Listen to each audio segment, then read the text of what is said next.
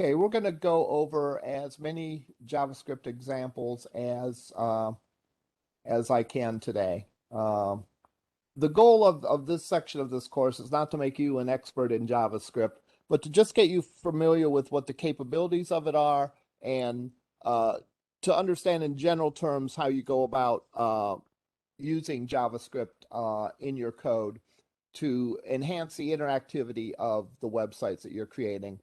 And I think this is what the example that we were working on last week. I have a couple examples that are similar, so I'm not 100% sure. But yeah, this is the one I believe we were working on last week. And this is interactive. In other words, if you click on things, something happens. The page changes. So we click on normal text, the text is normal size. We click on big text, the text gets bigger.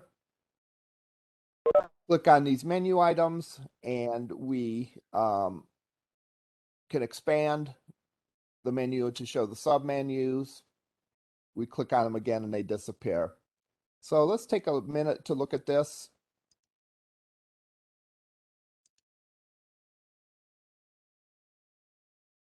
The microphone's on. Yeah, someone's microphone's on.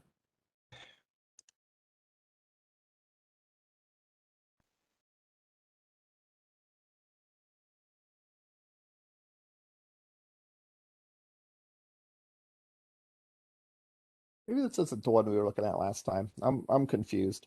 Anyhow, we have a button for big text and on click document get element by ID main style font size equals 2em.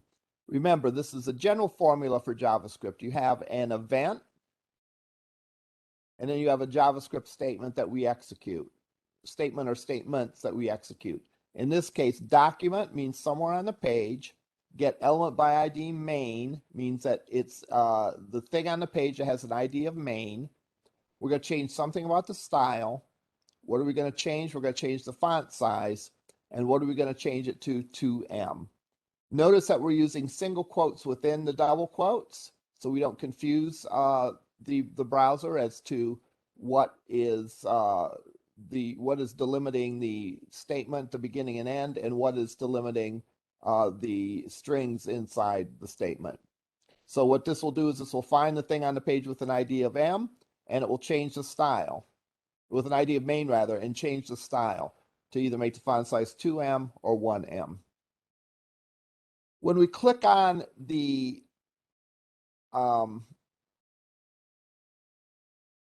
submenus, we call this function. All right. One thing that you can do in JavaScript and you can do in many programming languages that's very convenient is you can take some of your code, put it in, group it together and put it in what's called a function. So in this case, we've put our code in a function called toggle menu. And this is how you create a function in JavaScript. You use a script tag to indicate that this is JavaScript land. This is not HTML or CSS. You say function, the name of the function, then you have optionally some arguments, and then you can write some code. Now this code, we're going to look at if the style of thing that we passed in as an argument, if the display of its style is block, that means that it's showing up and we change the display style to none. Otherwise, if it's not block, that means it's not visible. You know, that's assuming that it's going to be none. Then we're going to change it to block. All right. So in this case, in each case here, we call the function toggle menu and we give it the ID of the second list that we want to either show or hide. So what this will do is this will call this function, means it will invoke these statements. It will tell it to do these statements, and it will give it the value of arg of submenu. So we call this, the value that we call it with gets put in this variable called arg, which is the ID of the submenu that we either want to show or hide. we check to see if it's already being displayed. In other words, if the display part of the style equals block. If it is, that means that we want to hide it, so we change it to none. Otherwise, it means we want to show it, which means we change it to block. So by doing this, you can have these menus that, in a very simple, with minimal code, we can make so that all these menus either show or hide as we click on them or click on them again.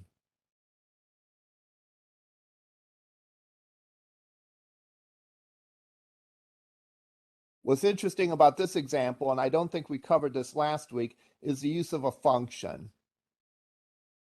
Functions get rid of duplicated code. I think in one of the examples last time, let me see.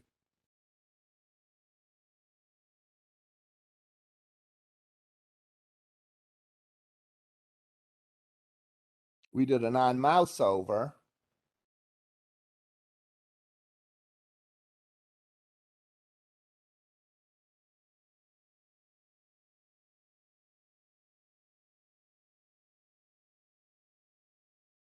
And on mouse over, we wrote the whole statement out to display it or to hide it.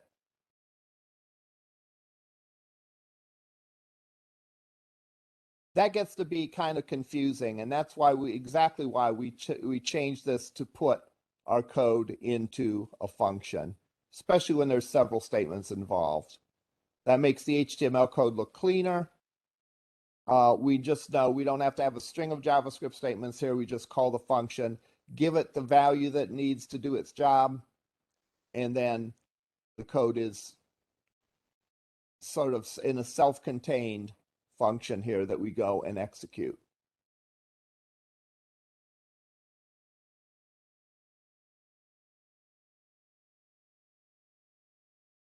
Not sure which version of these we went over last time. Here we have an on mouse over. We don't have an on mouse out though.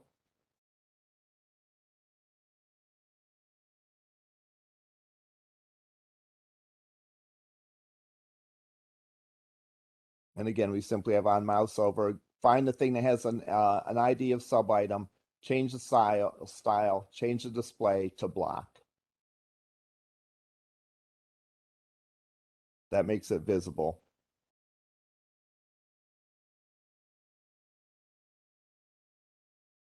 In this version, we click on them.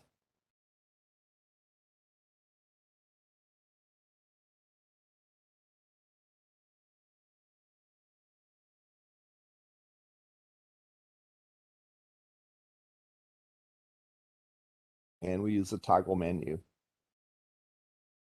I hope I'm not confusing you with the different versions of this. I probably should have looked to see for sure which one we covered last time, but just make sure that you go over this code and sort of review it and try to get a sense of what's going on here.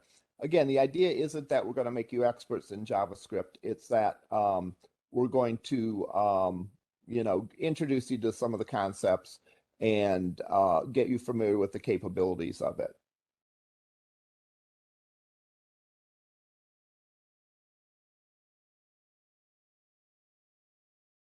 So probably the best one to study would be this color one because it has two different cases of JavaScript where we change the text to big or small, and we show and hide the submenus based on clicking it.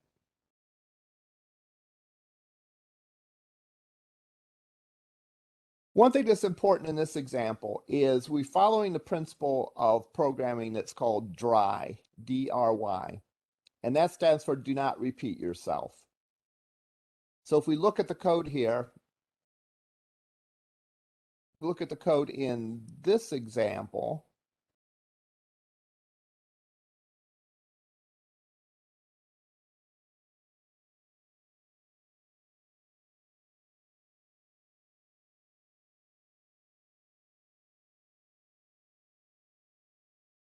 I'm sorry, not this example. This example.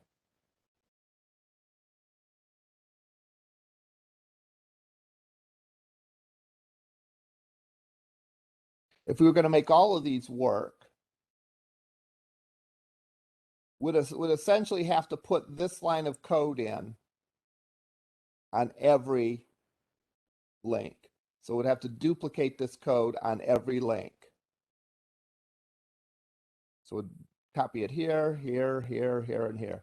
That's repeating ourselves. Whenever you see a chance, wherever you see that you have repetitive code, that's a chance that you can take it and put it in a function instead, like we do in this example.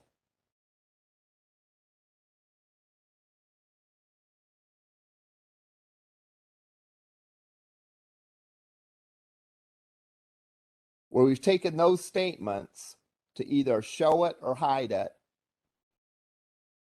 And all we do now is when we click on it, we just call this function. We don't have to have all those statements repeated for this li, for this li, and for this li.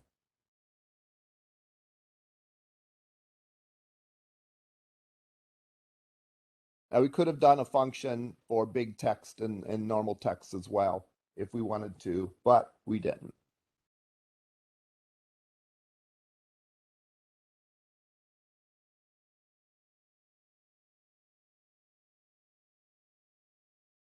Okay, let's look at another example. This one is to do what's called an image swap, and that is where we change which image we're going to display on the page based on some user action. So we have these three images here. They're called thumbnails. A thumbnail is a smaller version of an image. Notice to make these look neat, I have them approximately the same dimensions. I've edited them to all have the same width. Now you can set the width via CSS if you wanted to, but with images, keep in mind that if you change the width of an image via CSS, then you're still downloading from the web server the full image. So it's sometimes better to make a thumbnail of the image, which is simply a smaller copy. And we're not going to go over this, but there's any number of applications that you can use, Windows and the Mac, to go and edit photos, to resize them, or do whatever you need to do, or some cases even to crop them. You could make these the exact same dimensions by cropping them. But in this case, you put your mouse over one of the images, and it changes the image to match the thumbnail. So let's see how we did that one.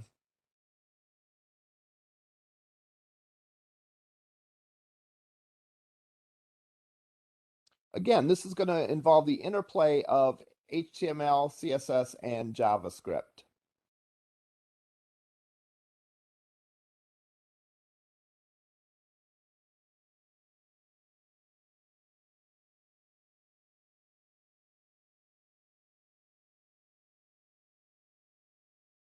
Actually, I am using the CSS to control the width of the images. In addition, I made thumbnails. And again, what a thumbnail simply is a smaller version of the file. So if you notice one JPEG here, if we look at it, and we were to look at the size of it, it is 800 by 619 pixels. If we look at the thumbnail, though, it's a much smaller version of it, and it is only 200 by 155 pixels. So what I've done is I've copied the image. I've kept the original, of course, but I've copied the image, gone into some photo editing software, and make sure all the thumbnails match the same size, which I believe is 165 width. Well, I stand corrected.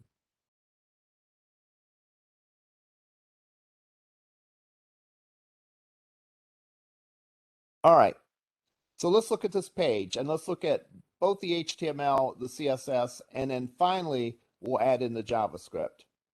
There's two sections of this page. There's a thumbnail section, and there is the section that shows the big picture. And the big picture has an ID of simply big picture. And we initialize that to the first picture. That's why when we initially load the page, we get this picture. That picture is 1.jpg.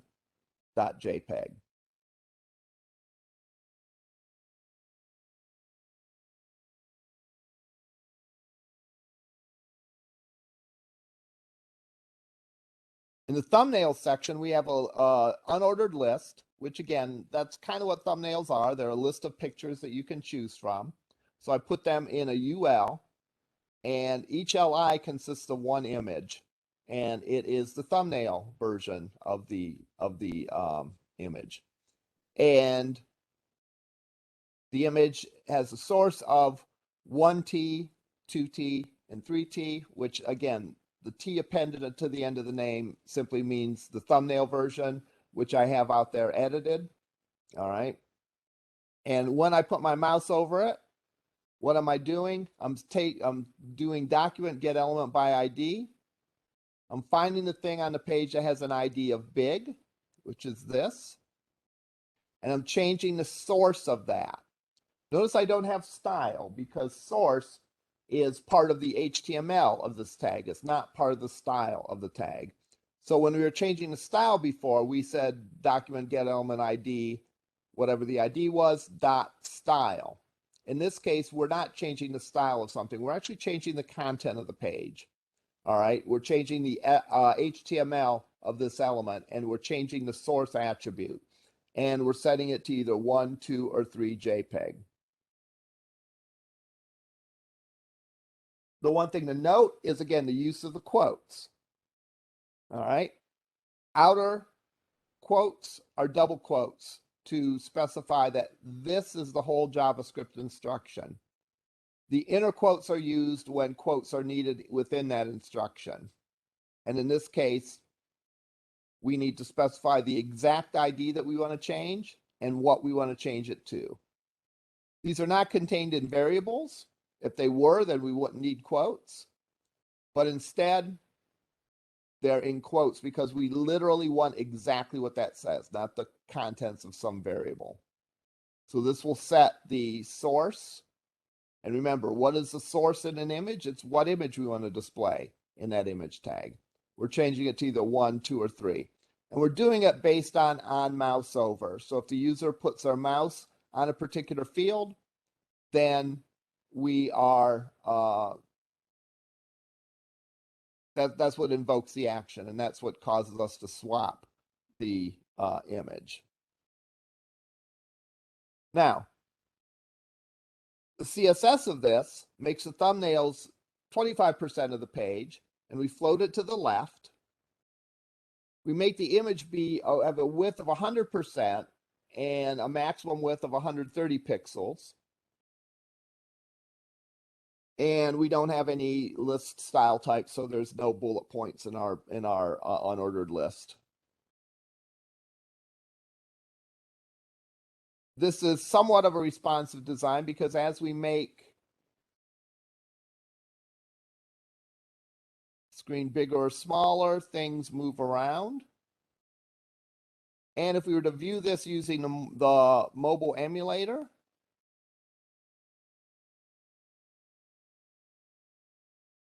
it's available within Google Chrome.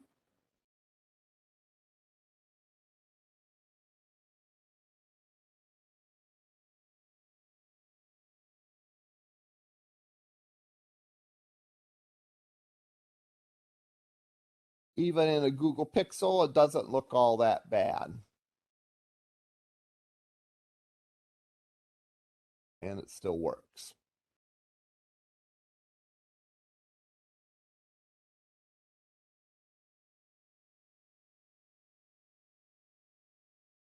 So the key point in here is in the other examples, we were changing the CSS. That is, we were changing the way something looks on the page. We're changing the attributes of the style. So the attributes of the style control how something looks. In this case, we're actually changing the HTML. All right, so we're actually changing the HTML to show a different image. Let's look at the second zoo example.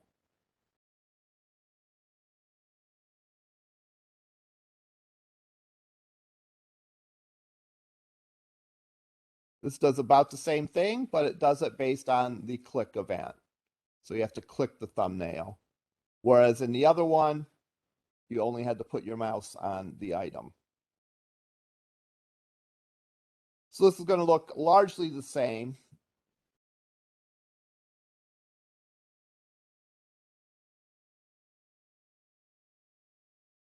Except for two things. One is we're using the onClick method instead of the onMouseOver. And secondly, we're calling a function. And that function is called changeImage. And that function has two arguments. The first argument is to change the image itself. The second argument is to change the alt attribute of that image. So let's look at the function again. The function is defined in a script tag. Function name, along with the things that are going to get sent to this function. Think of the arguments of a function as the things that you're going to use in the function to complete the task. For example, if I wrote a function to compute the square root of any number, I would have to tell it which number I wanted to do the calculation. Like in Excel, if you use the square root function, you say that I want the square root of the value of this cell or something along those lines. Well, again, the which cell that we want to change is the argument to the function. That is, yes, we want to do the square root, but the square root of what? In this case, yes, we want to change the image, but what do we want to change it to? And what do we want to change the alt attribute to? So in these cases, we're calling them and we're passing the name of the image we want to change. In this case, it's 1 JPEG, 2 JPEG, 3 JPEG.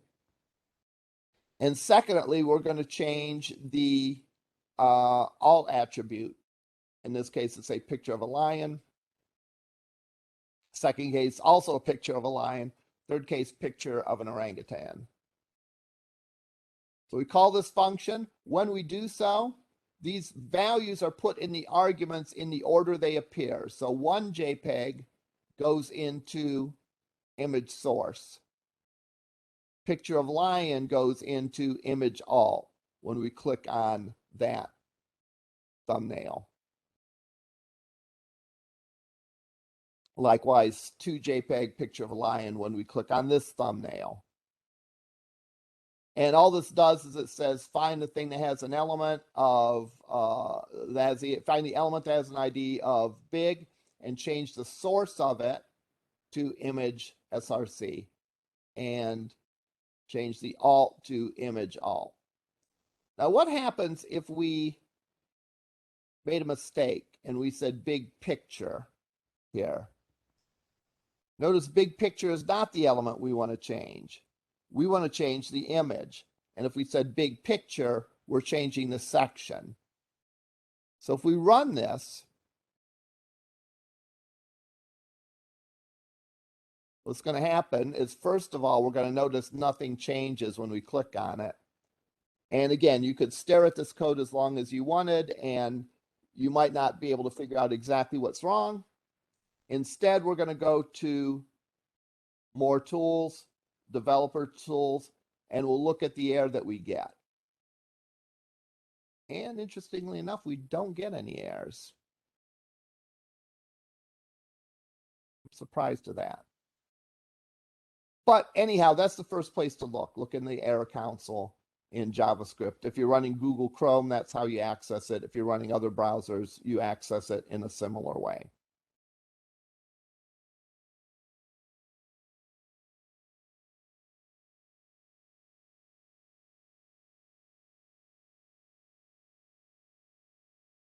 The other thing I did is I put in an access key, and this is for accessibility.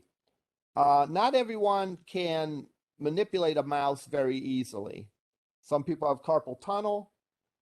Some people have other disabilities, neurological disabilities or whatever, that prevent them from clicking on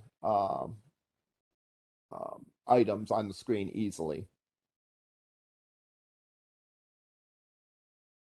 And in this case, what we have is we have an access key for each of the images, 1, 2, and 3. I probably should have shown that somewhere on the screen, but the way this works is when we're displaying this page, if we click 2,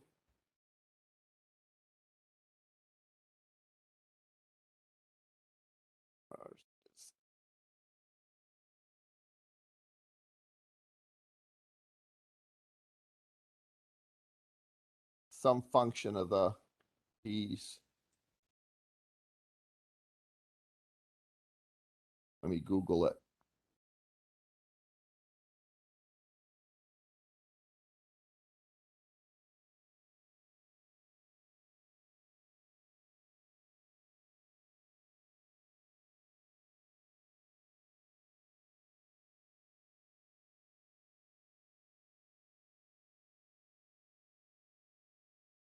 Google Chrome,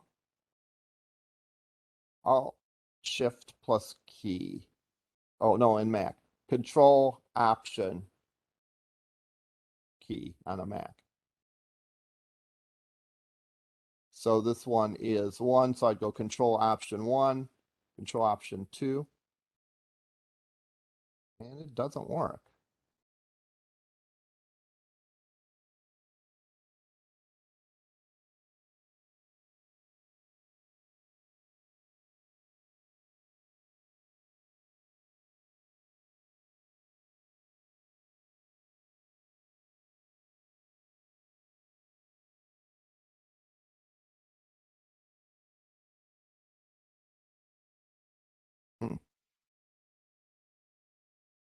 Not sure exactly what the problem is here, but you should be able to hit a combination of those keys and have it work the same way as if you were clicking on the images.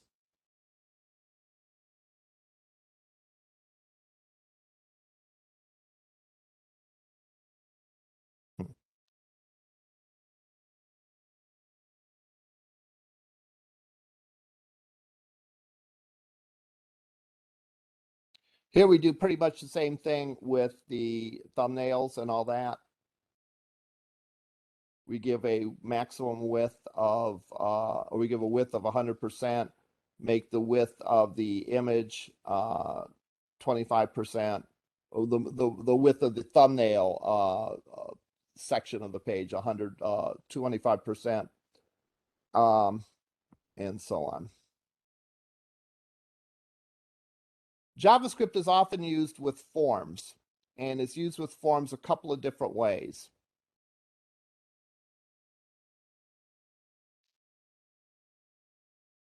One way we can do it is we can put validation in if we do a search. So this is kind of like the form we did before. And what happens if we click submit? Well, if we click submit and don't put anything in the search phrase, then Google doesn't know what to search for. And who knows what it's liable to do. It probably will just throw us back to the home page. Let's see what that will do. I'm going to go in and I'm going to get rid of the validation temporarily.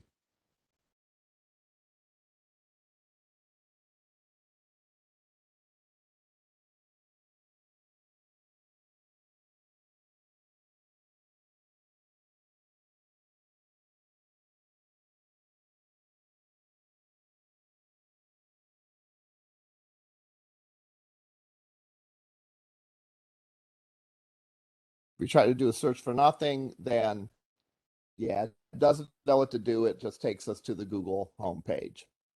So we're going to put validation in it, and JavaScript is often used for validation to check things. and make sure that the form is valid before we enter things. The rest of this example is kind of like we did before. We have a text field named Q because that's what the Google script is looking for. This is the name of the Google script that gets called when we do a search for something. And again, when we click the button, we send it to that script. But before we do that, the onSubmit button or the onSubmit function fires or event fires. Now, in this case, we say return validate form. What does that mean? Validate form is a function, all right? And in addition to arguments, validate form or any function can have a return value. And in this case, the return value is going to be what's called a Boolean. A Boolean can either be true or false. All right. And if it's true, then true is returned. If it's false, false is returned. And if this function returns a true, then the onSubmit gets a true, and the submit of the form continues to happen. If this function returns a false to onSubmit, then the submission of the form is blocked. So let's see what happens with the validation now in this example. If I don't enter anything in and I click submit, oops, did I save it?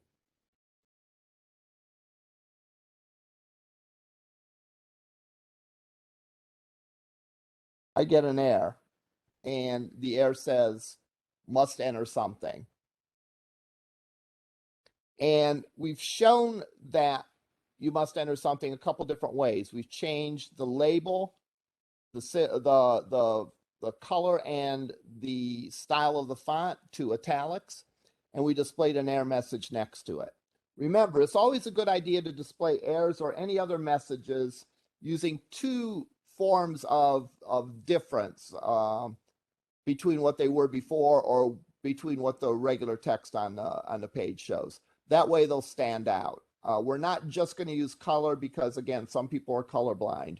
Whereas if we use color and make it italics, that will make it noticeable for someone viewing the page that is colorblind.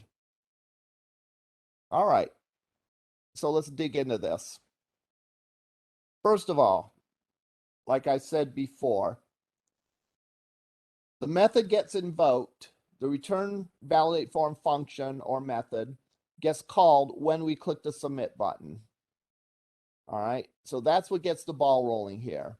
Typically with all JavaScript, things start with a user event. So the user clicks the submit button, we call validate form.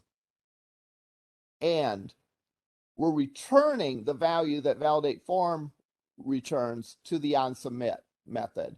And again, if we return a true, that will continue to submit the form. If we return a false, that will keep it from submitting. So if we do put something in here,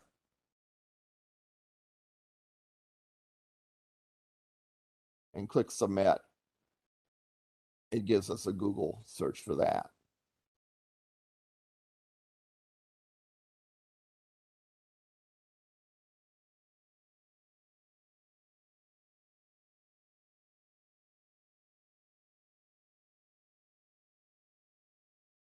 So if we enter a value in, then we call this server-side script and pass it the query that we want in a query string value called Q.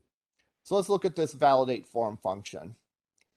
This validate form function is going to assume that the data is okay until it finds a problem. Now, why do we do that? Well, with validation, typically it's easier to code if you assume that it's that it's valid, that the form data is valid, and you look for a case of an error on the form and then change the return value to false. All right. if you think about it, for a form to be valid, then every single field on the form has to be valid. For a form not to be valid, if even one of the form elements is not valid, then the whole form is not valid. Now, in this case, it really doesn't make a huge amount of difference because there's only one field on the page.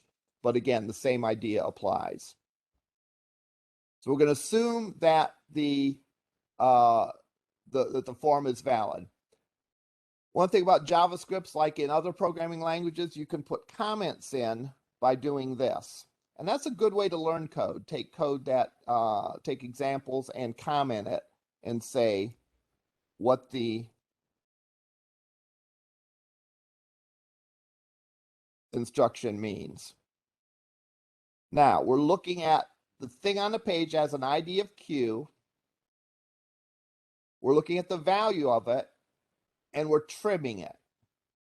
What does trimming it do? Trimming it gets rid of any leading and trailing spaces. So in other words, if I type in space, space, space, space, space, then when we trim it, we end up with nothing, and we still get an error. Whereas if I type in space HTML space, then we send HTML over to the server. If we simply said the value equals an empty string, then the user would be able to put in spaces and it would break the validation. So we look at the thing on the page that has an ID of Q, we grab its value, and we get rid of any leading and trailing spaces. If that equals to nothing, and that's what this means, the two quotes side by side means there's nothing in that string, then we have a problem. Otherwise, we don't have a problem. And what do? First of all, we set the return value to false. We need to tell the browser not to continue with the submission of the form. So we're going to set the return value to false. And then when we return the return value, it will get a false and the submission will not continue. But then I want to set the element by ID, get element by ID QWhere, and set the inner HTML to must enter something. What's inner HTML? Inner HTML is the space between the starting and ending tag. So I can actually change the HTML of this page by changing the inner HTML of the span. All right, the span has a, initially has nothing in it. But if there's an error, I can put this inner HTML. Now in this case, I'm only putting text in, but I could put, if I wanted to, I could put a tag in here. And the browser will interpret it that way. So I can put a tag in there.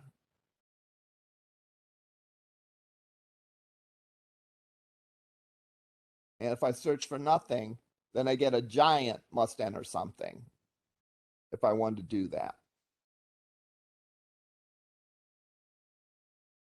So inner HTML can be any HTML. It doesn't have to just be only text. But in this case, all we want to do is put text in here. So we set the inner HTML to that string of text that we want. The other thing we do is we find the thing on the page that has an ID of Q label, which is this label here, and we change the style of it by changing the class name from what it was initially. All right, doesn't have a class initially. We change the class name to error. And error is a class that we have defined that makes the color red and the font style in italics.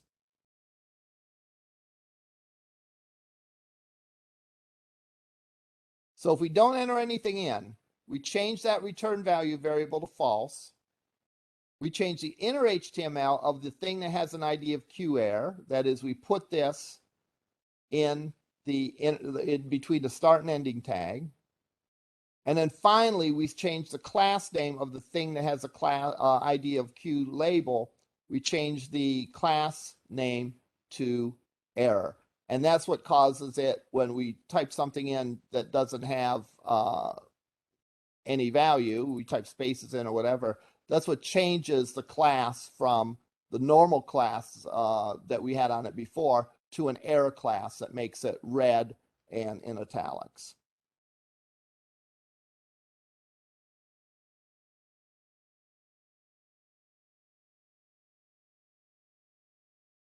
If it's valid, we simply clear out those fields. Honestly, we really don't even need to do this because we're going to submit it to the server if it's valid. But if there were more things on the page we wanted to validate, we would want to get rid of that error message and get rid of the error class on the label.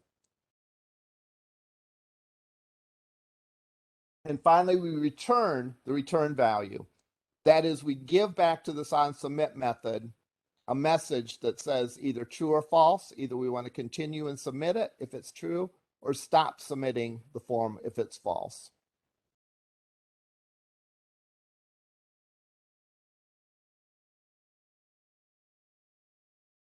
JavaScript validation was used more so in the old days. Now with the HTML5 controls, we can use the required element on it and accomplish about the same thing. But there are sometimes, especially when the validation rules are a little more complicated, that you still would want to use JavaScript validation. And all of them are going to fit this same basic format. Next example we're going to look at involves using the form to do a calculation. This, if you give the radius of a form, it calculates a radius of a circle, it calculates the circumference. So the circumference of something is 2 pi r, if I'm not mistaken. So if I give a radius of 5, it should be 10 times pi, or 10 times 3.14159. So it should be approximately 31 point something. And there we go, 34 point something. I think I rounded pi to just 3.14. Let's look at the code that does this. In this case, I'm not submitting to the server. Therefore, I don't have a submit button. I just have a plain old button, because we're going to use that button to trigger off the calculate method.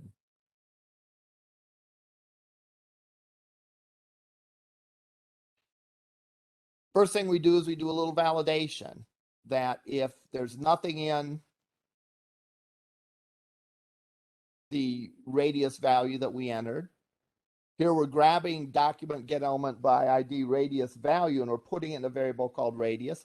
That way we don't have to type this in every single time. So if the radius is not a number, that's what is NaN means. In other words, if I type characters in there, or if I type nothing in there, then I'm going to display in the inner HTML of my results must enter a number. So if I don't put anything in here, or I put garbage in here, it's going to say must enter a number. But if I put in a value, all right, then it gives me the calculation.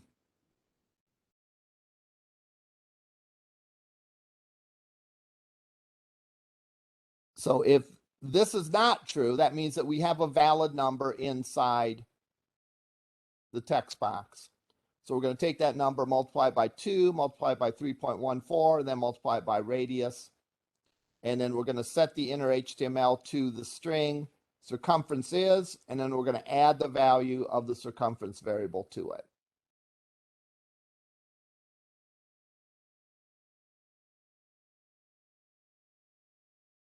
When you use a plus sign between a string and a number, it assumes that you want to concatenate them. That is, place them next to each other.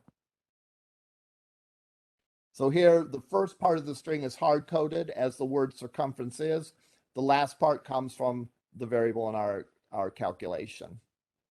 Now you might notice something weird, and it's sort of beyond the scope of the course to talk about why this is. It really has to do with the way that computers in general handle decimals. But notice that this should be, if I'm using pi as being 3.14, this should be 62.8. Yet it displays 0.000004. There's ways that you could round this, all right, that I'm not going to get into here. But just know that that really relates to the way that a binary computer that only has values for ones and zeros does calculations with fractional amounts, that is decimal points. And it doesn't handle them exactly perfect. So we kind of, as programmers, have to know that and work around it. So if I was doing this for real, I would round that off. And it's not hard to do that, but I really don't want to get into that at this point.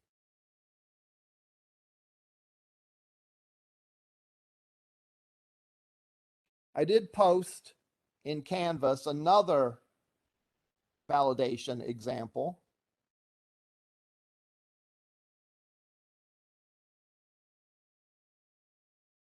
That you can look at if you are interested.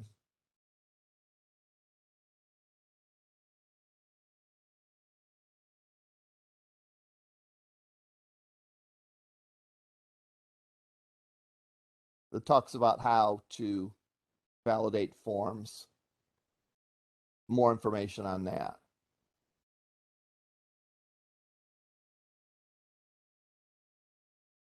I guess it's not another example, but just more information on that.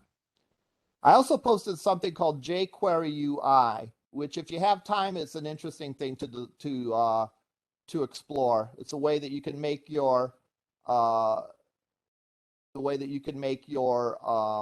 things on your page look style it to be really neat. And we're not really getting into that in this class either, but I thought I would introduce that to you if you were interested. So my suggestion is to study these JavaScript examples. I feel the one I was, because I'm a little confused about what we covered before, I might not did a perfect job of explaining it to you. So if you have any questions at all about any of the examples, please let me know and I'll try my best to answer them. Your job for your last lab assignment is to just take one of my JavaScript examples and adapt it to work for something. So put your own photos into the image swap, or create a page with a menu that either uses the click or the mouse over to show or display things on the page. So, or do some other sort of calculate how to convert temperatures from Celsius to Fahrenheit or whatever. So I'm not expecting you to do anything really elaborate there. Just taking my examples and adapting them should be sufficient. All right, this is the last lecture I'm going to have in this class. Next week is week 15. All right, the last week of the semester, and the week after that is finals week. So there's 2 more weeks left. I will post an announcement about the end of the semester and when you have to have all your stuff in. All right. And my suggestion to you is, before now and the end of the semester, to set up an appointment with me to take, I don't know, 15 minutes, a half hour, not a long time, but just a time to preview what you're doing on your project. All right. Right now and for the next 2 weeks, you have a chance to change your project before you submit it. All right. Rather than submitting something that has something wrong with it and something that's going to cause you to get points deducted, I'd much rather to take 15 minutes now and to talk about your project. You show me what you've done so far, and I can make suggestions to change it to make it a top-notch, A+ project.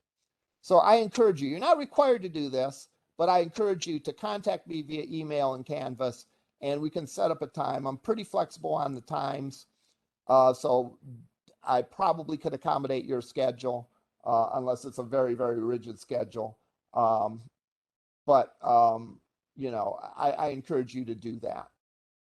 All right, that's all I had today. Good luck the rest of the semester. I really hope you really nail this project and do a great job with it. And if you have any questions at all, let me know. It's been a great semester.